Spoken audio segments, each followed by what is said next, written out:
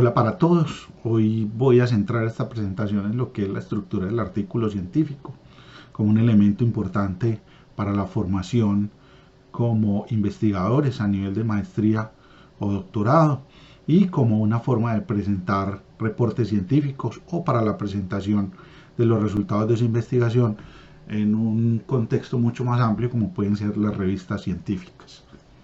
En este contexto comenzaré hablando de lo que es la estructura del artículo científico. Más adelante o al final de este video vamos a mirar la plataforma Overleaf como una plataforma digamos en la red que le permite a uno crear artículos en PDF, digamos en el formato específico de una determinada revista o donde se quiera enviar los resultados de la investigación. Y vamos a hablar también del formato Springer, que ya es un formato en Word que nos permite a nosotros escribir artículos científicos de una manera mucho más dinámica y tiene una serie de herramientas que nos permiten conservar la estructura del artículo específicamente en formato Springer de lo que queramos presentar como resultados científicos. De manera general, el artículo científico posee 7 secciones. Una primera sección que es la entrada al artículo científico o lo que el lector se va a encontrar cuando lea de su artículo científico los resultados de su investigación. Esta primera sesión que es el resumen o el abstract, la segunda sesión en donde se presenta ya de manera más extensa el resumen y se presenta el background de la investigación.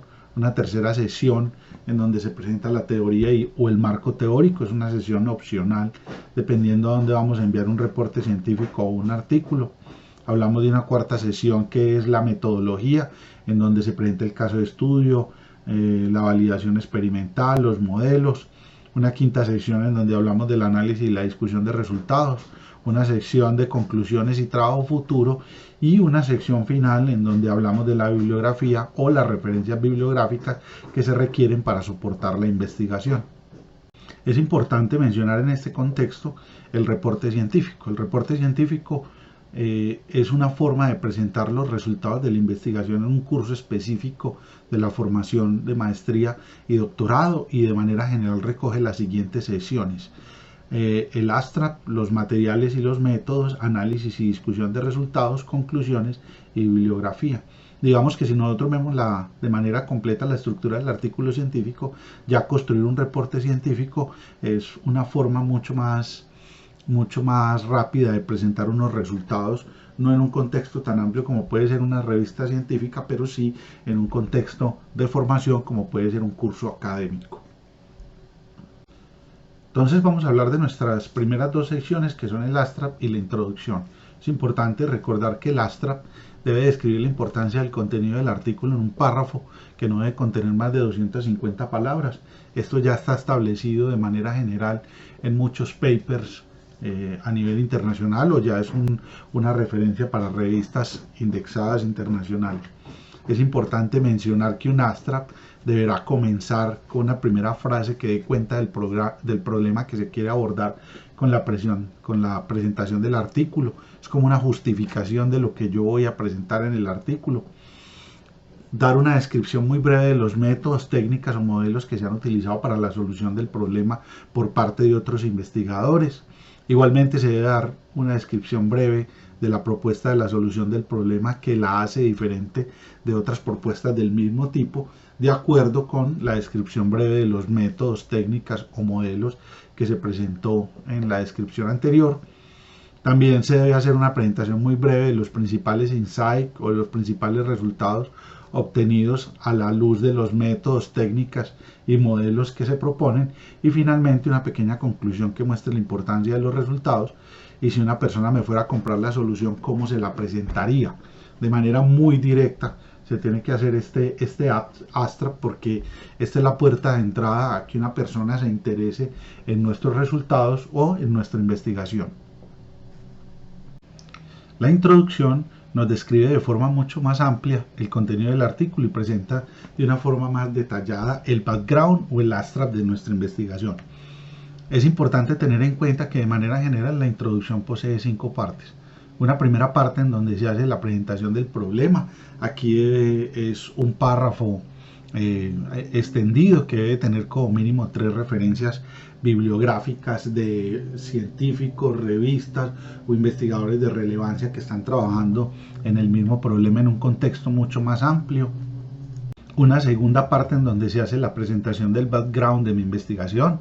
Aquí se presenta el estado de del arte, el estado del arte y de la ciencia y la tecnología. Generalmente son 4 párrafos que agrupa cada uno aproximadamente 5 papers. También este estado del arte puede denominarse como las tendencias de desarrollo en el área del conocimiento de la investigación. Generalmente cada uno de los párrafos debe tener un tópico específico que soporte mi investigación o cómo los modelos han sido utilizados para la solución de otro problema, pero yo los voy a utilizar de esta manera, o digamos que quienes vienen trabajando en la solución del problema o a qué otras soluciones han apelado los investigadores para la solución del problema que estoy planteando.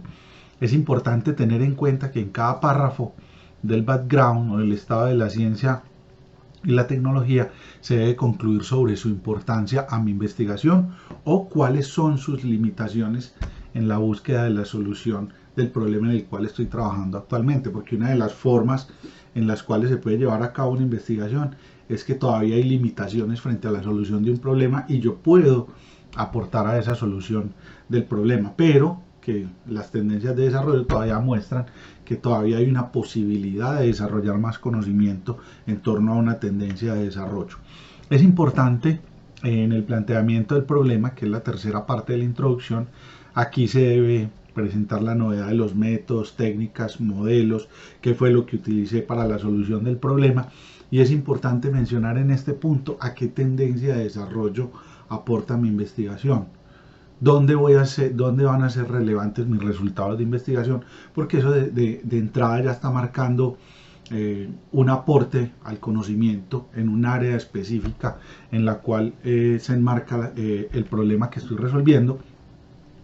Y finalmente hay 2 sesiones, una primera que es la de resultados y conclusiones, en donde se debe mencionar muy rápido cuáles fueron los principales resultados que se obtuvieron de la investigación y se debe mencionar claramente si el problema se solucionó o no.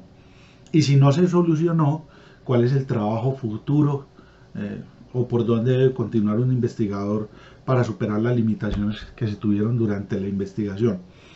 Un elemento final dentro de la introducción es la estructura de las secciones del artículo o cómo en qué orden se va a presentar las sesiones. Primero materiales y métodos, luego la validación experimental. Eso depende del tipo de investigación que se esté llevando a cabo, pero de manera general la estructura del artículo debe llevar las secciones que presentamos anteriormente.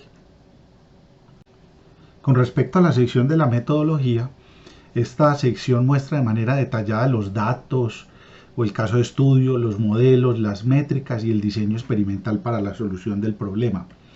Es importante mencionar que en el caso de estudio es una subsección que muestra los datos, su cantidad, calidad y la transformación a las que serán sometidos los datos para posteriormente ser utilizados por un modelo o por un diseño experimental. Posteriormente se plantean las definiciones que validan la metodología propuesta de acuerdo con la revisión de la literatura. Son definiciones que aún todavía no han sido establecidas, son definiciones que están latentes en las tendencias de desarrollo, pero que yo las voy a hacer visibles para mi investigación. Es importante tener en cuenta porque esto establece como el punto cero de nuestra investigación y vamos a establecer como un marco de referencia sobre el cual nosotros vamos a desarrollar nuestra investigación o sobre el cual nosotros vamos a analizar los resultados obtenidos. Una subsección se presentan las variables en otra subsección que debe tener un nombre similar al nombre del artículo científico y es donde verdaderamente se hace el aporte. En esta sección se presentan las variables de entrada y de salida, los modelos, la solución planteada, las demostraciones, las técnicas, las herramientas, la experimentación nueva que voy a plantear en mi artículo. Otra subsección presenta las métricas que permiten evaluar la solución propuesta al problema. Y este es un punto central porque aquí en las métricas es donde yo me encuentro con los resultados de otros investigadores, qué métricas han utilizado los otros investigadores, y esto para facilitar la comparación de mis resultados o para dar contexto a mis resultados. Entonces es importante tener en cuenta que las métricas establecen un punto de encuentro entre investigadores frente a la solución de un problema. Finalmente se presenta la subsección de materiales y métodos, la cual da cuenta del procedimiento experimental o del paso a paso para lograr los resultados. Es importante tener en cuenta que cada paso que yo doy dentro de la sección de materiales y métodos debe ir acompañado de una métrica y qué valores espero obtener de esa métrica, o qué valores espero obtener en términos de otros resultados que obtuvo con esa misma métrica otro investigador dentro de la tendencia de desarrollo en la cual se desarrolla mi investigación. Posteriormente se presenta la sección de análisis de resultados y conclusiones. Es importante tener en cuenta que el análisis de resultados es una sección en donde se presentan los resultados de acuerdo a la estructura o al paso a paso que se describió en la sección de materiales y métodos. Cada paso que se dio en la sección de materiales y métodos tiene asociada o incorporada una métrica, y aquí es donde se van a presentar los resultados de ese paso a paso en términos de las métricas. Es importante también tener en cuenta que los resultados deben ser analizados de acuerdo con la tendencia de desarrollo en la que se marca mi investigación y en qué se parecen o en qué medida aportan mis resultados, técnicas o modelos a la solución del problema en contexto con otras investigaciones. Es importante tener en cuenta que las métricas nos establecen el punto de encuentro entre otros investigadores, las tendencias de desarrollo y mi investigación. Finalmente aparece la sección de conclusiones, en donde se deben presentar 3 conclusiones básicas. Pueden ser muchas más, donde se entre mucho más a profundidad del aporte con respecto a la tendencia de desarrollo, mucho más en detalle en la calidad de los datos, mucho más en detalle en los métodos, las técnicas y las herramientas utilizadas, pero de manera general, y para el caso del reporte científico, se deben presentar 3 conclusiones básicas. La primera, el problema fue solucionado con los métodos, técnicas, herramientas y modelos utilizados. Una segunda, aquí en esta primera conclusión se debe decir cuáles fueron las limitaciones, por qué los datos no funcionaron, cuáles fueron las limitaciones de los modelos, en fin. Una segunda conclusión debe presentar muy claramente si yo quiero vender las bondades de mi método, ya sea en un contexto científico o en un contexto real, cómo lo debería presentar para que la gente entienda la importancia de mis resultados y el valor de lo que yo obtuve en mi artículo. Y un tercer elemento dentro de las conclusiones es presentar las limitaciones de los resultados, los modelos, las técnicas, herramientas, y proponer un trabajo futuro para que otros investigadores que quieran retomar mi investigación, quieran mejorar mis resultados, puedan continuar a partir de ese camino que se marcó con la investigación. Yo creo que esto es una de las partes más importantes dentro de la investigación, porque uno a veces se concentra en cosas muy particulares y mucha gente puede pensar, pero faltó esto, faltó lo otro. No, es que se faltó esto y faltó lo otro, es lo que le permite a demás investigadores retomar nuestros resultados y continuar con el avance del conocimiento en una tendencia de desarrollo específica. Finalmente aparece la sección de referencias bibliográficas. Aquí se debe colocar todos los papers que fueron utilizados para la construcción del background, los modelos, las métricas, el caso de estudio, la validación experimental de nuestro modelo, digamos el contexto en el cual se obtuvieron los datos. Digamos que esta es una sección bastante importante y enmarca muy bien para dónde van los resultados de mi investigación. Es importante tener en cuenta que actualmente las principales bases de datos poseen diferentes herramientas y formatos para la construcción de la bibliografía. Dentro de estas herramientas se destaca la herramienta BibTeX, que está muy asociada a la plataforma Overleaf, y que en posteriores videos pues voy a hablar de la plataforma Overleaf y del formato Springer. Si yo voy aquí a la herramienta BibTeX, entonces él me puede llevar a un artículo científico, y aquí en este artículo científico yo puedo encontrar algo que dice Cite.